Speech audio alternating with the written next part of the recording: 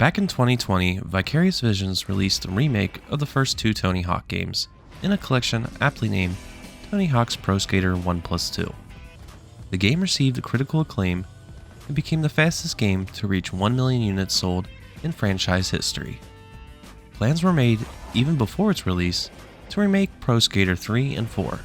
About 4 months after Tony Hawk's Pro Skater 1+2 release, Vicarious Visions would start to merge with Blizzard, with the merge being completed in April of 2022.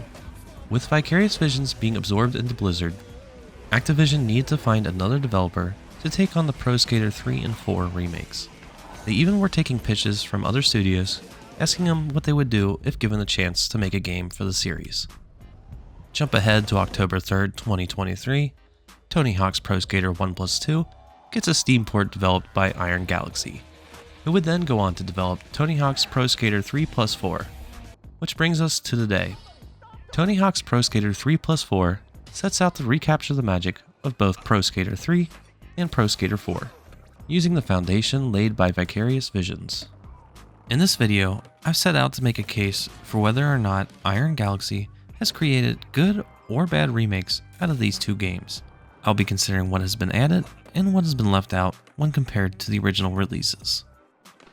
Poor stability can make what otherwise would be a great game a bad game due to poor user experience. This collection released in a very poor state. The first 2.5 weeks after this game's release, playing on an Xbox Series X was nothing short of a chore to play.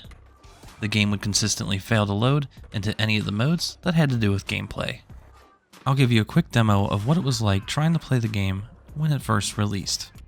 Options in the menu would fail to load without any error messages, and then the game would shortly crash afterwards.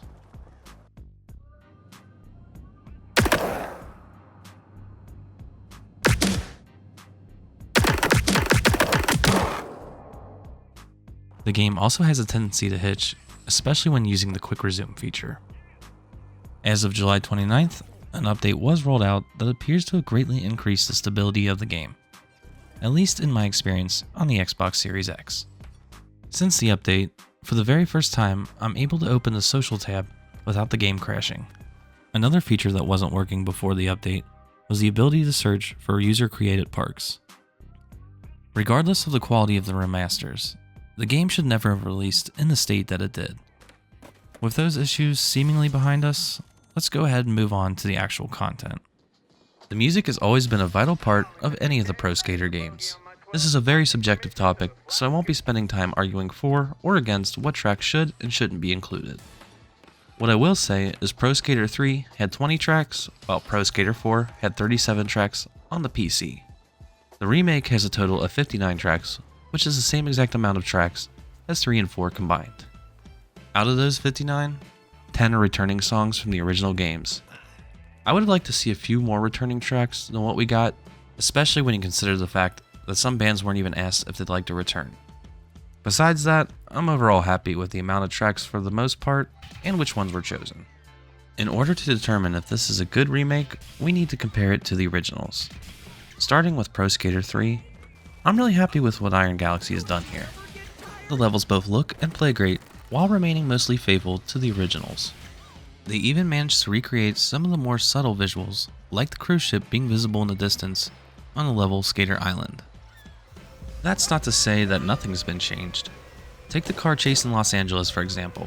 The driver of the car teetering over the edge is seen escaping to safety, and instead of the chase ending in a shootout, a brief cinematic is shown of the car, which is now a self-driving car, powering down. The few problematic areas that I experienced include trying to snag the skater bucks, riding on top of the moving plane on Suburbia, and collecting that Iron Galaxy logo on top of the pirate ship on Skate Island. The latter of which is just bad design because it requires jumping into the ocean without any prompts, which then respawns you up high enough to reach the collectible. I also did struggle to understand what the game was asking me to do when it came to the cruise ship's complete the gauntlet goal. Some of the items that required collecting to complete goals, such as finding the toolbox on the cruise ship, didn't have any effect around them, which made them extremely easy to miss. A nice bonus would have been to see some of the original maps from the various ports of the original game added to the remaster. The PlayStation had a map called Downhill, Xbox had Oil Rig. The Game Boy Advance even had a console-specific level called the Zone. All in all, I feel that Iron Galaxy did a good job at remastering Pro Skater 3. Which brings us to the Tony Hawk Pro Skater 4 portion of this remaster. This is where things take a turn for the worst. Iron Galaxy opted to use the classic Pro Skater formula of giving players a 2-minute timer to complete as many goals as possible. This includes 3 competition levels, where the goal is to get the highest score from judges based on the tricks you performed. This is a huge deviation from Pro Skater 4's original formula of dropping you into a level with no time restrictions. No longer are players allowed to freely tackle different challenges by approaching people to initiate each challenge. This new format allowed for bigger, more complex levels and more creative goals. The game's director, Kurt Tillmans, had the following to say regarding this change. We set out to create a game that joins and embodies the best of what both of the classic games offered. The 2-minute timer is the emblematic Tony Hawk gameplay loop. Players who aren't as interested in that can customize the length of the timer up to an hour. Many goals from Tony Hawk Pro Skater 4 return, and we can share goals and gameplays across both titles, bringing gameplay like sketching and combo goals to the Tony Hawk Pro Skater 3 parks. We feel that this best of both worlds approach is a benefit to both games. That timer customization that Tillman is referring to is a game's mods option that lets you adjust the amount of time you have in a run. While bumping up the timer is more systematically in line with the original game, it doesn't resolve all the problems that this new approach takes. Regarding the part about many goals from Pro Skater 4 returning, the original game had a total of 190 goals, while the remaster has 105 goals, plus the 3 competition levels, which will count as 9 additional goals, since you need to earn a medal, plus a platinum medal, with a platinum goal, which leaves the remaster at 114 goals. That's 76 less goals than the original. While it's true many goals have returned, some require changes to work within the 2-minute time constraint. For example, you no longer go off and complete various objectives when sketching off a Ranger Ron's cart. That goal's been reduced to just being one long sketch. Another example is on the level Shipyard. You originally needed to collect 21 rivets. In the remake, the number's been lowered down to 7 rivets. Even though the remake has less goals than the original, it does actually have more levels, with the total sitting at 10, compared to the original's 9, not including the practice and tutorial levels. The reason for this disparity is that the amount of goals per level is lower, plus the fact that 3 of the levels are now competition levels. 2 of the 3 competition levels are remakes of the original levels, but since they are now competition instead of the original format, they have a much lower number of goals. A lot of content gets lost when you change the format of a level like this. Kona had some of the more challenging goals in the game, with Snake Run Solum and Misty flipping over the Big Hut Gap. Zoo by far is missing the most magic out of all the levels in the game. In the remake, it's been abandoned and turned into a skate park, hosting a Save Stompy the Elephant event. What used to be a level filled with animals has become a depressing ghost town. The animals are all gone, if you don't count the bats flying around. In the original, you could gain access to the aquarium after Stompy breaks down the doors to the entrance. In the remake, that's all boarded up, with the playable game space no longer existing. Without those classic goals, Zoo goes from being a memorable experience, where you sketched an elephant, raced a monkey, and got chased by lions, to just another park where you score some points. Changing Pro Skater 4 to the 2-minute format caused a domino effect on how the game is played. The original's open world-esque approach allowed for each goal to be a tailor-made experience. In the original format, goals could vary widely with different starting positions, a custom set amount of time per goal, and the fast ability to retry goals. Look just how quickly I can retry a goal from its starting position. This really takes a lot of frustration out of completing goals and makes the more difficult ones more approachable.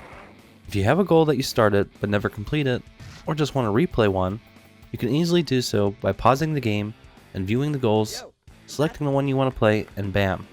Just like that, you're replaying that goal. The level lineup for Pro Skater 4 is interesting.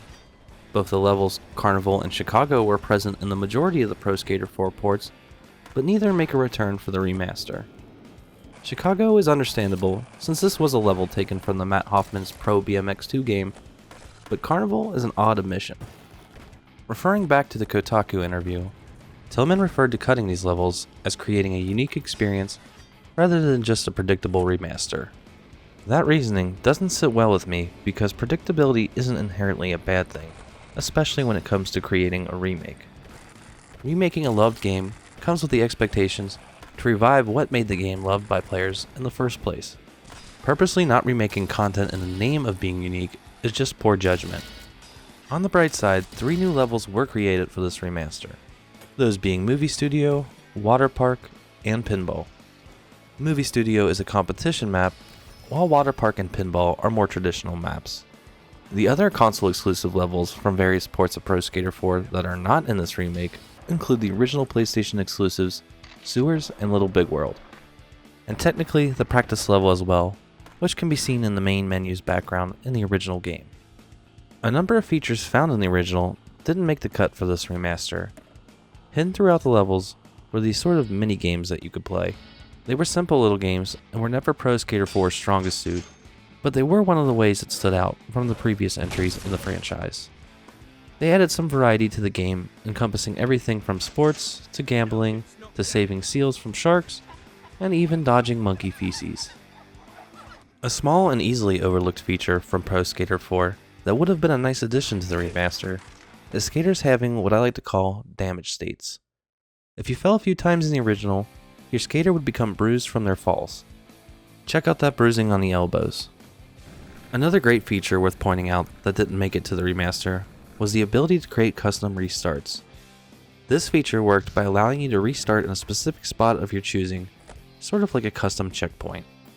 It would work by just pausing the game, selecting a set custom restart, and then when you want to bring your skater back to that exact spot, you'd pause again and hit go to custom restart. This was a huge time saver when trying to do anything challenging that would require multiple attempts and would have been nice to have in the free skate mode. A good remake is one that captures the spirit of the original. Both Pro Skater 3 and 4 had this sort of crude humor to them. It was a way to bring some personality to a game that doesn't really have any story elements. Both remakes fall a bit short in keeping the spirit of the originals, whether it be in the goals like the Alcatraz one, where you're knocking tourists into the water, being changed to photobombing tourists, or just the general atmosphere of the game, like the chocolate bar in the pool being replaced with a buoy. On the PC, Pro Skater 3 has 22 playable skaters, while Pro Skater 4 has 19 playable skaters, not including the Create a Skater feature. The remake, on the other hand, has 34 skaters, plus the Doomslayer and Revenant for an additional $20 extra, bringing the total to 36.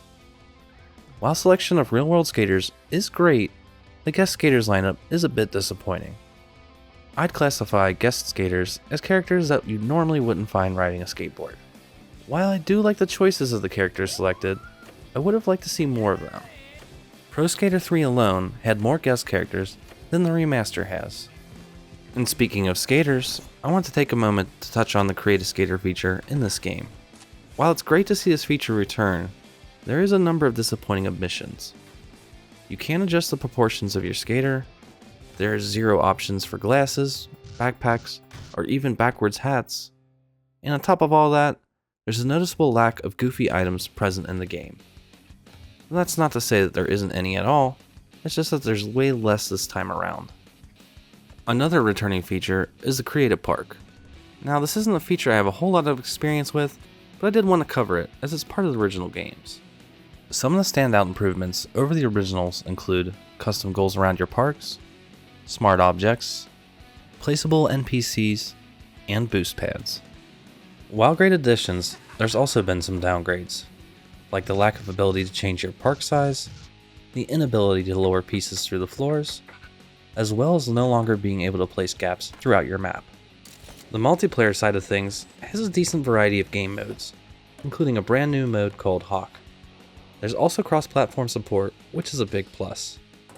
When compared to the original games, it's missing a number of modes, like Slap, Keep Away, King of the Hill, Control Zone, and Capture the Flag. Cheats are a great way to add replayability to a game by changing how the game plays and looks. These options are labeled as cheats in the original games, while the name has been changed to mods in the remake. The remake has a decent amount of options in this department, such as various post-processing effects, trails, and even the return of skater size options. While those are still great to have, they don't match Pro Skater 3 and 4's offerings. Neversoft really threw whatever came to mind into the game when it came to the cheats. There's Gorilla Mode, which gave you comically large upper proportions. Matrix Mode, which slowed down time anytime you were airborne. Moon Gravity, which lowered your gravity. Disco Mode, which made the level change colors. And even a First Person Mode, which changed the camera point of view to first person. The variety that these cheats brought to the games is missed and would add some charm to the remake if they were to be added. An excellent addition that deserves recognition is the inclusion of Photo Mode. During gameplay, you can pause the game and select Photo Mode, which keeps the game paused, but allows you free control over the camera. It serves as a fantastic way to grab screenshots, or even scout out a level. It has a bunch of different options for changing the look of the game for creating unique screenshots. An update was just released as I was wrapping up this video. I want to quickly go over some of those notable inclusions in that update. The missing quarter pipe on College was brought back, though they still need to update the level select screen to reflect this change. There was a fix for navigating the Create a Park item menu, where before, the wrong items could be shown and sometimes even skipped when navigating through that menu. A certainly appreciated addition is that this update made it so you can play custom-made parks with friends online via private match. Obviously, this doesn't fix all the issues with the game, but it does show they're making an effort to improve the experience. As covered in this video, Tony Hawk Pro Skater 3+4 is quite a mixed bag. On one hand, it does a great job at remastering Pro Skater 3, while also adding some great features along the way. On top of all that, it comes with 2 remakes for a single price point. Then on the other hand, it does fail at recapturing what made Pro Skater 4 great, it launched at a very poor state, and is missing some notable content. These downsides might not be a big deal for players who missed out on the original Pro Skater 4, but as a fan of the original, these missteps are rather glaring. Pro Skater 3 was lifted up with improvements, while Pro Skater 4 was held back by what was taken away.